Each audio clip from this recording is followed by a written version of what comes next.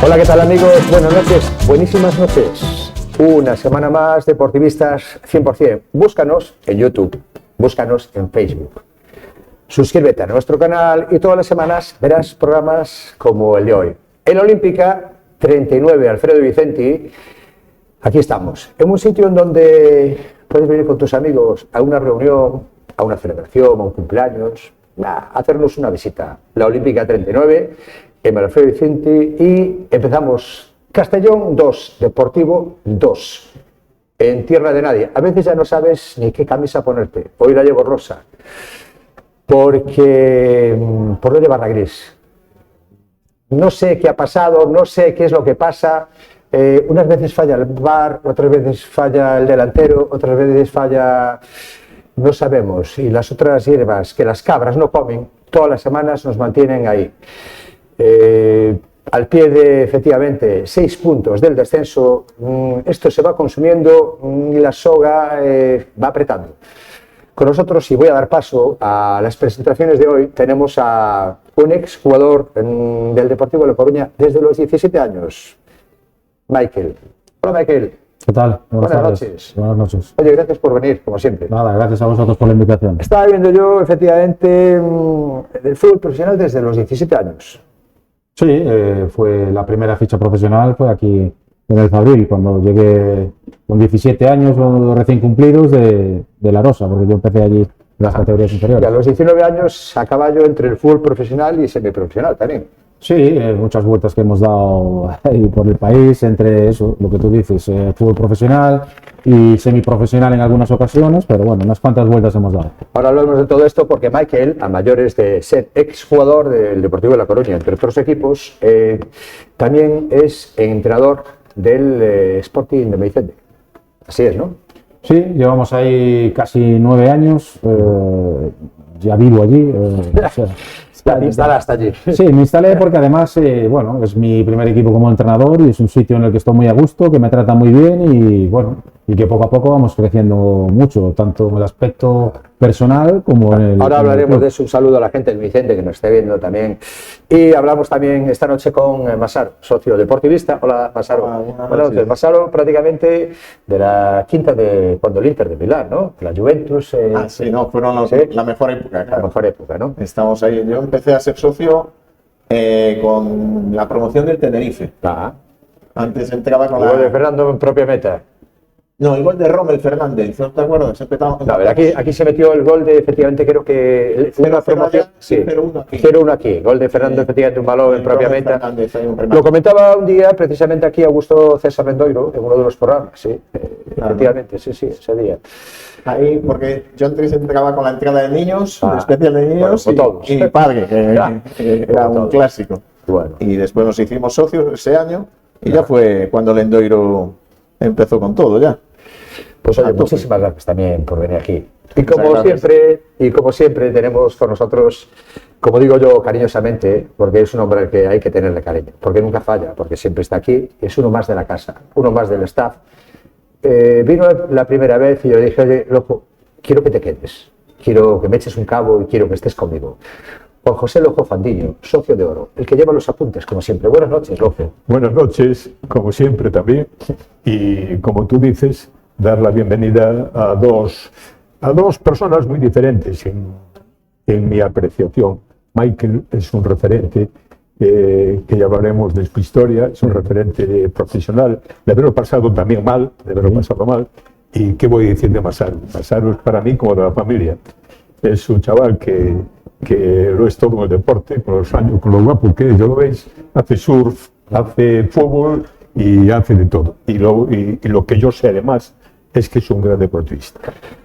Pues aquí estamos. De la familia, decías, Lojo, creo que era el árbitro de la familia de Castellón. Sí, eso vamos a hablar. No sé qué ha pasado, pero últimamente todos somos un poco familiares incluso, porque cuando llegamos ahí delante perdonamos y seguimos perdonando. Y yo a veces también digo siempre del tema de, es cuestión de los árbitros, es cuestión de que también fallamos nosotros, o de qué es cuestión, de, volvemos a lo mismo, una mala planificación en donde Obrador se lesiona y tiene que jugar Chimo a pierna cambiada cuando hay un referente que se trae en el mercado de invierno y tampoco tiene minutos. Michael, ¿qué opinas? Sobre el partido. Sobre el partido y sobre la situación, efectivamente. Sí, sobre el partido en general creo que no fue uno de los mejores partidos del Depor y menos de los que juega en casa, porque yo creo que durante esta temporada creo que está dando un poquito más el nivel fuera de casa que en Riazor. Pero sí, yo creo que se cometieron muchísimos errores, sobre todo en la salida de balón y sobre todo por el sector izquierdo, tanto con Dani Barcia, que no es habitual, y con Obrador, que tampoco es habitual, porque yo creo que ambos están haciendo una buena temporada, pero ayer no tenían el día y yo eché de menos un poco un plan B, ¿no? En el sentido de que sacas en corto, te están presionando, estás perdiendo muchos balones, entonces hay que buscar otra solución, porque eso no está funcionando. Entonces creo que no fuimos capaces de tener esa pausa, de quitarles el balón al Castellón, que es un equipo que sin balón sufre mucho.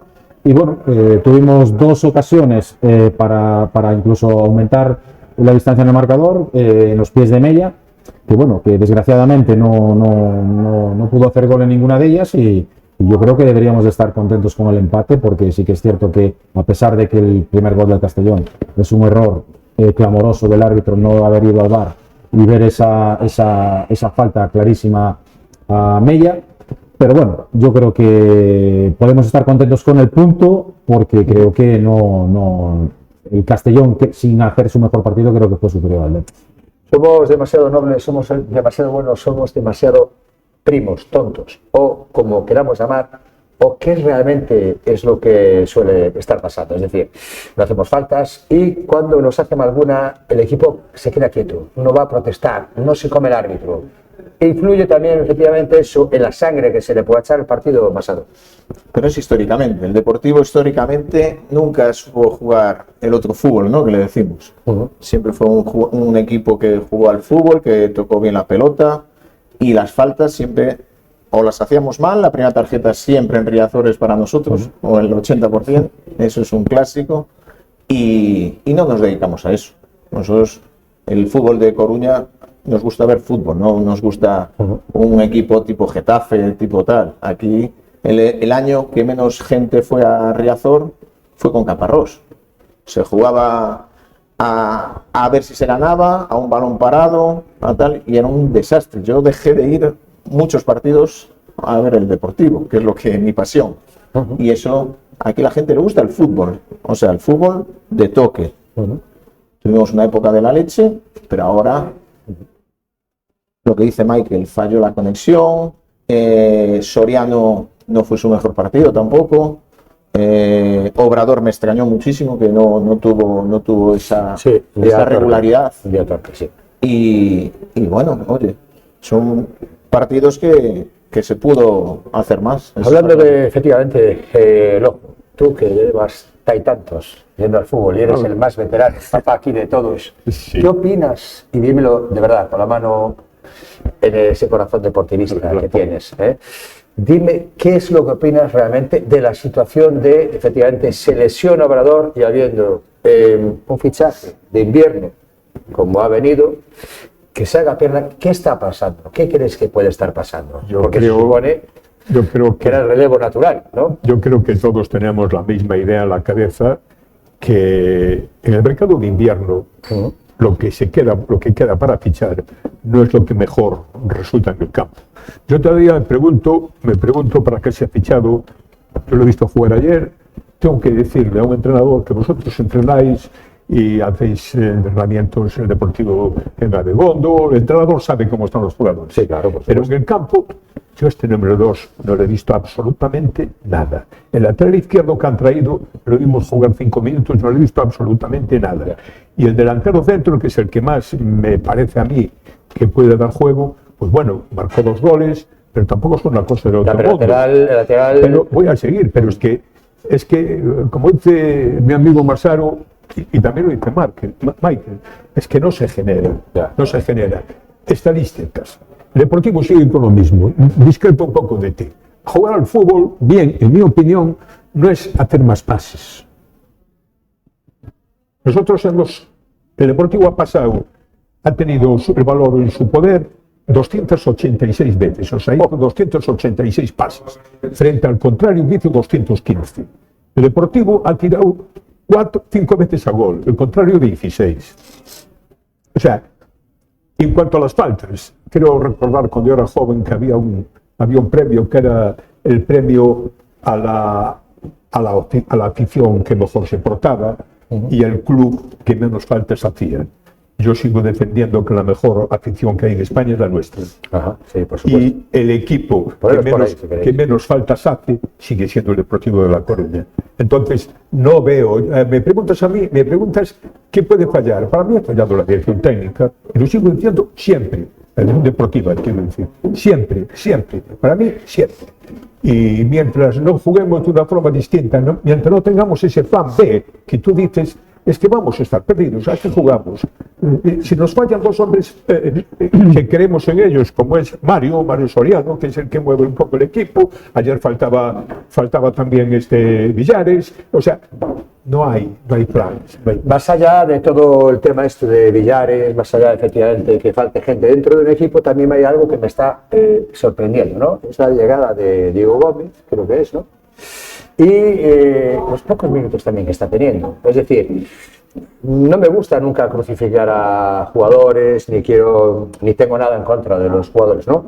Pero quizás también no creéis que a veces hay que refrescar un poco al equipo y no sé, y que hay que apretar. La gente que sale desde que haya competitividad de alguna manera, ¿no? O sea, es decir, bueno, hay momentos en que te están sobrando 20 minutos a un jugador en el campo y que, no sé, ¿qué opinas tú, Michael? Como delantero, además, que ha sido. A ver, sí que es cierto que, el problema de aquí es que se lleva jugando con 13, 14 jugadores desde el inicio de temporada. Correcto. Entonces, es difícil que jugadores que no han participado en toda la temporada salgan y tengan un nivel alto al nivel de los que normalmente están jugando. Entonces, hablamos de Diego Gómez, que se estaba buscando, ¿no?, en el mercado de invierno, alguien que pudiese sustituir tanto a Jeremai como a Mella. Entonces, buscar un sustituto para Jeremai o para Mella es muy difícil. Es muy difícil. Muy difícil porque sabe que venir es carne de banquillo. Sí. O sea, entonces, ¿dónde lo vas a encontrar? Pues en un jugador como Diego Gómez, un jugador que ya es del Deportivo, que estaba rindiendo a buen nivel en el Arenteiro, y traerlo para aquí. Lo que pasa que, bueno, yo creo que sí que es cierto que todos esperábamos a lo mejor que tuviese más minutos, y yo sinceramente creo que en el caso de David Mella sí que yo a veces lo usaría incluso hasta como revulsivo, porque es un jugador de hacer todo al 100%, ¿sabes? Y eso hay momentos de partido que llega que parece que a partir del minuto 70 da un bajón, pero porque es un jugador muy explosivo y yo creo que con la juventud que tiene, creo que todavía no domina las pausas en los partidos y por eso muchas veces no es capaz de jugar 90 minutos seguidos, ¿no? Los cambios tarde, mal, arrastro. ¿Qué opináis? Por cierto, saludamos a la gente que se va incorporando al programa y al local. Los cambios, tarde, mal, arrastro, ¿cómo veis? Hay gente que se queja del tema de los cambios, ¿no? Se hacen muy tarde y se hacen a destiempo. Es lo que dice también, Michael del plan B. El plan B significa que no siempre hay que hacer los cambios, minutos 60, 65, siempre hace ahí esos cambios todos. Que yo, con Óscar Gilsán, yo lo banco, como dicen los argentinos, ¿no? Porque es un tío que ha cambiado, no ha cambiado mucho, pero está rindiendo el equipo, con todo. Por a casa, bueno, no ha cambiado mucho, pero jugamos contra otro tipo de rivales que ha jugado Idiáquez. No ha cambiado mucho, pero ha cambiado el sistema, juega con 2 mediocentros. Que tuvimos un problema muy serio y muy grande que yo creo que a veces la gente no es consciente y a pocos lo escucho. Jugábamos con 2 mediapuntas, con Mario Soriano en medio del campo y con Lucas de mediapunta, como falso delantero. Se ha pasado a jugar solo como un mediapunta y también me parece muy injusto no reconocer la labor de un entrenador y la labor de otro. Porque parece que cuando todo va muy bien la gente se suele olvidar, pero yo también, de vez en cuando me gusta, como entrenador también que soy, romper siempre una lanza a favor de los entrenadores, ¿no? Porque a veces es cierto que no es fácil. Y el banquillo que tenían en su momento también Idiáquez, y te adaptas a la nueva categoría, tampoco es sencillo. Y los rivales, vuelvo a repetir, que le han tocado Idiáquez no tienen o poco que ver Ya que le tocaron los de arriba, cuando empezamos, ¿os acordáis? El nivel se supone que más inferior. Porque nos fueron ganando y fueron más para arriba. Son los que están ahí arriba. Son los que están ahí arriba. Nosotros hemos competido bastante bien con los de arriba. Sí, por supuesto. Yo sigo opinando lo que más o menos estamos de acuerdo, es que en un momento determinado miras al banquillo y ¿qué tienes? Claro, es que es lo que digo yo. Tienes lo que decía Michael, hay 14 que suelen jugar, pero los cambios, ¿qué tienes? Claro. Revulsivos. Ya se ha probado con muchos, y con algunos, no con muchos. ¿Y qué tienes? Hombre, es difícil cambiar y buscar. Yo pongo el ejemplo, me vas a permitir el ejemplo de Michael, porque también hay que hablar de las personas que están aquí. Michael lo tenía muy difícil en el Deportivo. Es un jugador que, porque si él no lo sabe, que creo que lo sabrá, en toda su trayectoria deportiva ha marcado 153 goles. Máximo goleador en segunda división y máximo goleador en otras divisiones. Pero el Deportivo jugó un partido, 30 minutos, y tuvo, ¿te acuerdas a quién sustituiste? Sí, A Bedete. al grande. Sustituiste a Ni Bedete. más ni menos. Entonces tú en aquel equipo no tenías sitio, a pesar de ser un gran goleador. Porque ¿a quién ibas a sustituir? ¿A Bebeto? ¿A quién? A ver, Entonces, es lo que digo yo de que tenemos ahora. Miramos al banquillo y no tenemos gente. Pero por eso digo lo de los entrenadores, que para mí tanto mérito tenía uno como el que tiene ahora mismo, Óscar Gil Sanz, a eso me refiero, ¿no? Que a veces no es solo cuestión de ser, la culpa de un entrenador, sino hay una planificación que con la temporada te va arrastrando porque miras al banquillo y no tienes esos recursos. Si lo volvemos a ver en el mercado de invierno, se ha fichado y está jugando solo Zaka, el delantero, el centro, prácticamente. ¿Vale? Y Yo teníamos creo ese problema. sinceramente que el trabajo de Óscar Gil Sanz para mí está siendo magnífico. Sí, sí, por Porque el supuesto, equipo claro. estaba en descenso, Claro. Se veía que no funcionaba. Y confianza tenía muy poquita en Claro, él. esa dupla- Tenía que demostrar él. Esa dupla Mario Soriano, Lucas como referencia se veía que no funcionaba. Claro. El sitio de Mario es la media punta. Además. Nos chocaban los dos, entonces yo creo que bueno. Pues yo lo dije un día, yo nunca vi jugando a Yalmiñe y a Valerón juntos. En la historia del fútbol que yo llevo viendo al Deportivo, jamás he visto a Valerón y Yalmiñe en el campo juntos. Entonces, eso dice mucho, ¿no? Pero bueno, Las estamos hablando de otro nivel. Sí, Eso podrían estar juntos. Yo creo por que supuesto, siempre. por supuesto Podrían que estar sí, juntos. por supuesto que sí, pues además quien estaba detrás de escudero era Mauro Silva. Entonces estamos hablando que Mauro Silva hacía por 4 casi. No sé, Mauro Silva además ya te lo decía. Claro. Tú no te preocupes, tú ataca, Claro, que ya que yo corro yo decía, por ti. Claro, entonces, pero claro, vuelvo a repetir, tienes que tener ese caballo, como era Mauro, que a ver quién pasaba por ahí. Vale. Más de algo que dices. ¿No? Es que estamos hablando de fuegos artificiales, ¿no? Para mí el mejor es su puesto del mundo, para mí. Yo Ya. siempre digo, para mí Mauro es su puesto, para mí. Y los que jugaron con él. Claro, sí, pero bueno, o sea, a nivel Para mí internacional. hay una etapa clave en el Deportivo de La Coruña, no sé si alguien lo mencionó aquí alguna vez, y yo creo que el Deportivo de La Coruña tiene, no voy a decir, 119 años de historia, 7 títulos, pero hubo un momento en la historia del Deportivo que para mí fue crucial, que fue la promoción que le ganamos al Betis. Sí, claro. Ahí nace algo diferente, algo que dio lugar después a todo lo que vino. Claro. Y bueno, ahora empezamos en decadencia, pero tenemos que volver a subir.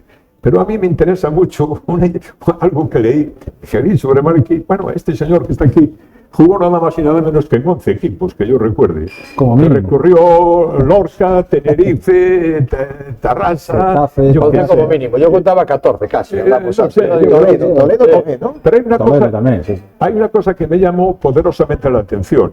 Tuviste mala suerte en el sentido de que tuviste que sufrir impagos en algún momento en algún club. Muchos. Pero hay una cosa que me hace gracia.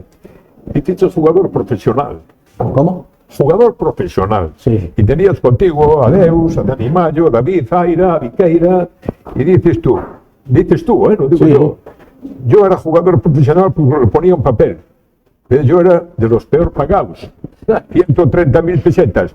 Con respecto a mi cláusula de rescisión, eran 1.000 millones de pesetas. Correcto. Explícanos eso, porque yo lo puedo entender. No, yo es el sueldo máximo que yo llegué a tener, porque yo nunca tuve ficha del primer equipo. Yo siempre fui, o sea, jugaba con el primer equipo, pero tenía fichaje Fabril, y yo el sueldo máximo que llegué a cobrar en el Depor eran 130.000 pesetas de las antiguas, que bueno, las que no lo sepa ahora son 700 euros o algo así. Y es cierto que yo tenía esos 6 millones de euros de cláusula de rescisión, porque de hecho tuve esa noche, si os acordáis, el partido en el que yo marco un gol contra el Bilbao, en casa, 3-0, que luego sale Carlos y también de compañero mío el Fabril y mete el tercero. Carlos, que era de la Aracha. Bueno, pues esa noche me llamó José María García. 3-0 ganasteis. Ganamos 3-0. Pues esa noche me llamó José María García, que se enteró, no sé cómo, que lo que yo ganaba con respecto a la cláusula de rescisión que tenía. Pues ese fue mi último partido en el Depor. Sí, fue más claro el agua. Ese último fue mi último partido en el Depor. O sea, no volví a jugar más, porque claro, a mí me pilló con eso, 20 años tendría. Y me preguntó, me hizo esa misma pregunta. Lo que yo ganaba, si era verdad lo que yo ganaba con la cláusula de rescisión, que creo que eso hoy en día no es posible, todo tiene que ir acorde. Todo empieza en Villagarcía. Pero sí que es cierto. Todo empieza en Villagarcía.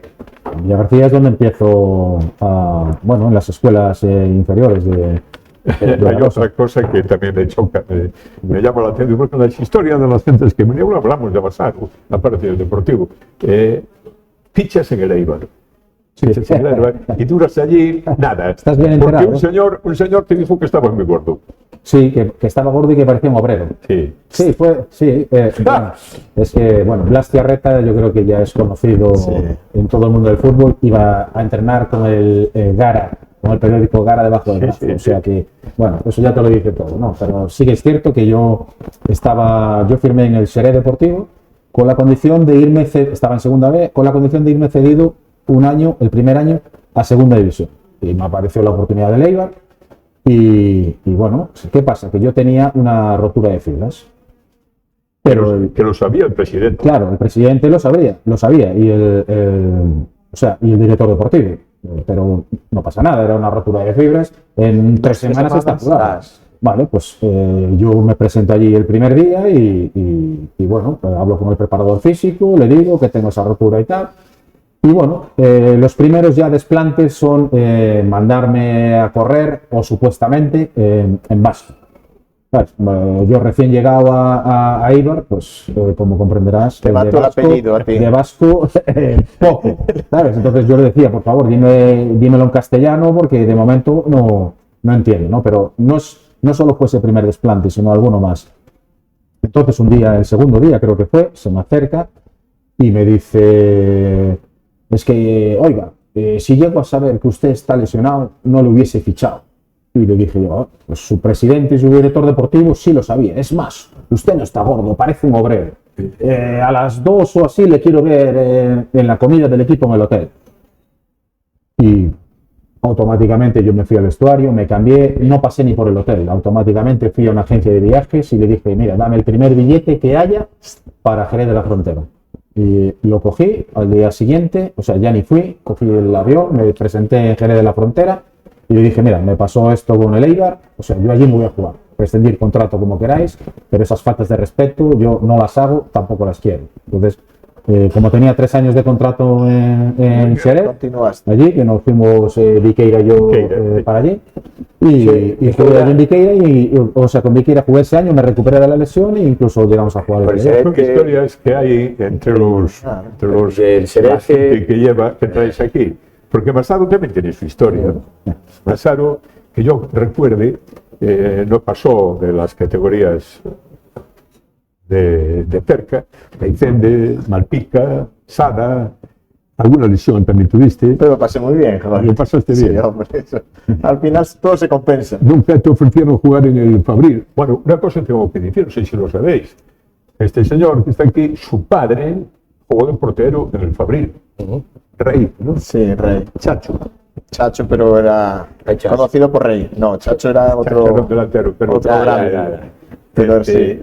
¿Y nunca pretendió el Deportivo ficharte? Sí, hice pruebas, pero yo tenía en Santa María del Mar a Piño, que en paz descanse, que nos llevaba, yo llevaba un año, soy un año mayor que Marcos Vales. Y y guiaba muy bien Piño allí a los chavales. Entonces, siempre te quitaba, "No, tú sigue aquí, ¿qué tal?".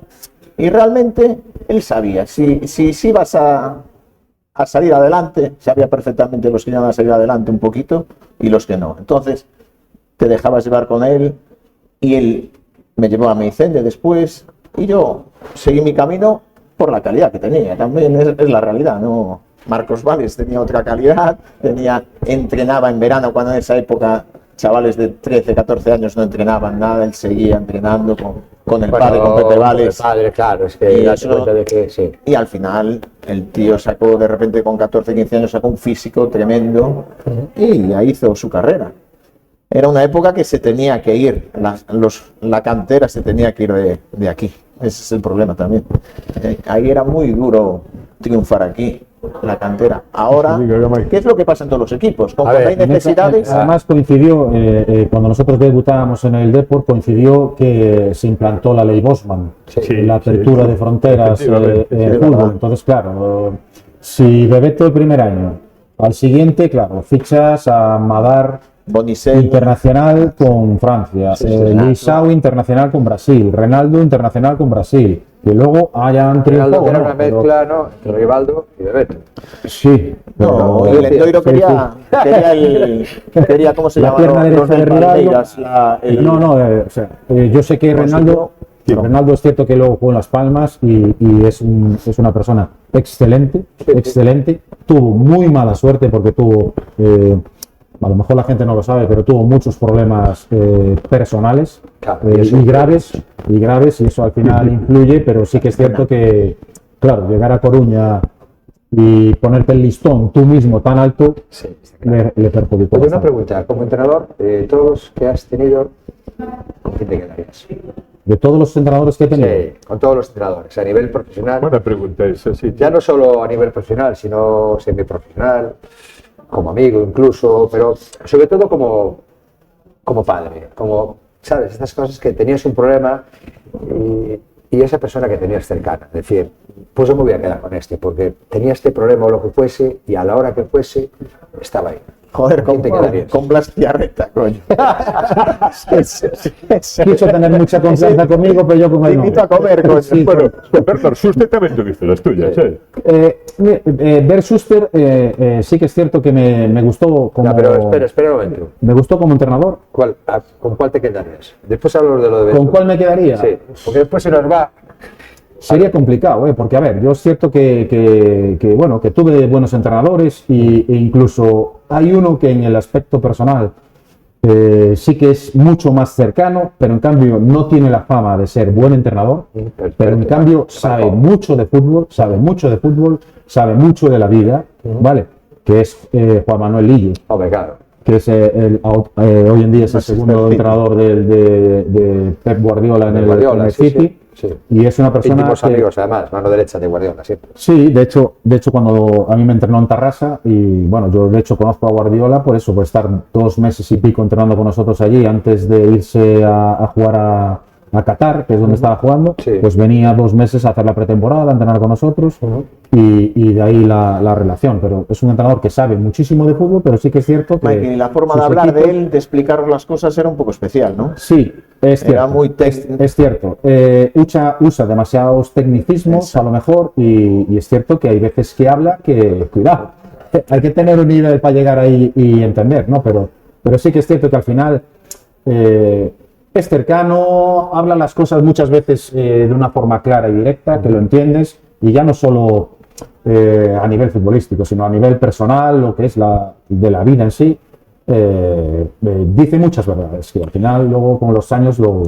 preguntabais antes, no sé quién fue lo del tema de Schuster, ¿no? Le decía yo que hubo con Schuster, algún roce. No, con Schuster fue clarísimo. Mire, yo estaba el segundo año en Jerez, como no cumplí ese año en Eibar cedido, tuve que irme cedido al segundo año. Y me fui a Getafe. Bueno, entonces, ¿qué pasa? Que yo tenía mi contrato en Jerez y el presidente de Jerez también, otro personaje terrible. Bueno, pues lo que él me ofrece es, tengo el Getafe en segunda división, vas a ganar menos de fijo, pero si tú eres capaz de meter más de 10 goles, pues al final vas a ganar más. Bueno, pues da la casualidad que yo meto ese año 13 goles y eso, al pasar los 10 goles ya recibo la llamada del presidente, bueno y tal, a ver cómo hacemos y tal. Digo, ¿cómo hacemos? No, yo cumplí, ahora tienes que cumplir tú. No, pues entonces, ¿qué pasa? En aquellas épocas, yo veía que tampoco iba a cobrar, o sea, ya llevaba varios equipos, otro más, y dije yo, no, pues si no cumples, yo tengo que denunciar a AFE. Y sus palabras fueron, pues si denuncias a AFE, el año que viene no juegas. Bueno, pues es lo que hay. Entonces fue cuando yo vuelvo a Jerez en mi tercer año y viene Schuster de entrenador. Voy convocado el primer partido, no salgo ni un minuto y no volví a ir convocado más. En diciembre, ni un minuto. En diciembre me llama al vestuario y me dice, bueno, Michael, yo creo que estás entrenando bien y yo creo que si sigues así. Y yo directamente le dije, mister, el presidente hace 4 meses me dijo que no iba a jugar, o sea, no me vas a convencer. Si no he podido jugar ni un solo minuto, además, el Xerez de aquel año se tuvo que trasladar a jugar a Sanlúcar de Barrameda, un campo pequeño, con las bandas que nosotros teníamos, los centros que ponían. O sea, que yo, sinceramente, no es por Faradán ni mucho menos. Perfecto, que yo no haya jugado ni un minuto, aunque fuese de suplente, no me lo creo. Entonces, yo creo que tú eres un gran rematador, un gran cabeza. Pero todos los entrenadores, también tuve a Manzano, tuve de compañero a uno que la está abordando, que es Unai Emery. Yo tuve de compañero que año tras año, equipo al que va.